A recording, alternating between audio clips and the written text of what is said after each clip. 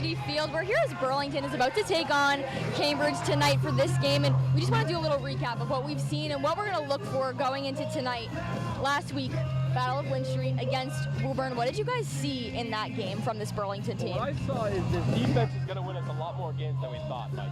We thought this offense wouldn't miss a step with the new scheme, the run-first scheme, and more leaning out of the pass game that we saw that high-powered offense and leaning on Ryan Brooks and these other backs in the run game. Mike, I saw a ton of physical offensive line play in Woburn.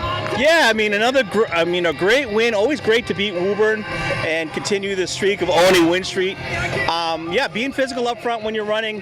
One thing I want to touch on what you said about the defense, I think I mentioned it last week, is the familiarity. We have the same defensive calls with Kevin McDonough staying on board. Got the kind of continuity there on the defense. The offense is where it's new and they've got to learn the new scheme, working under Greg Sheridan, and it's no surprise that the defense is carrying this team and off to another good start. You were mentioning we're usually 3-0 when we get to this point in the season, right? Yeah. Last few years we've been 2-1, 3-0.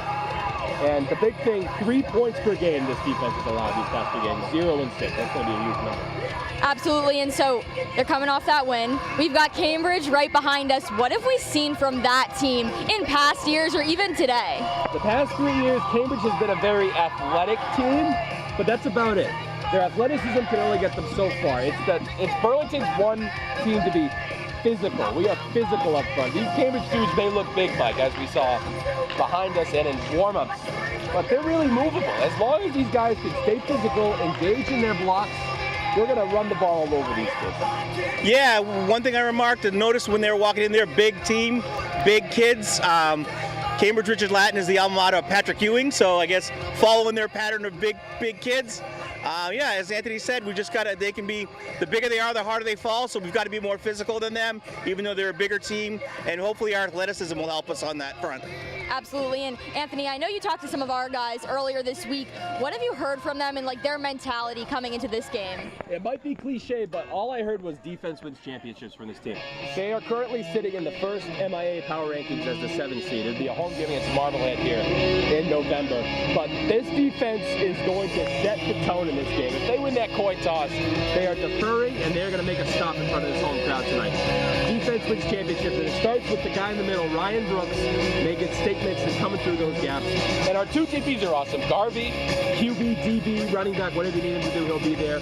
Ryan Ellis is great on the outside, and it's Brady Richer in that slot corner / box safety spot. He's going to be big as well tonight. Absolutely, and we know this team is fired up coming into today. What are the keys to this game for Burlington tonight? I'll throw that one to you, Mike. Sure, I think it's just, as we said, the defense.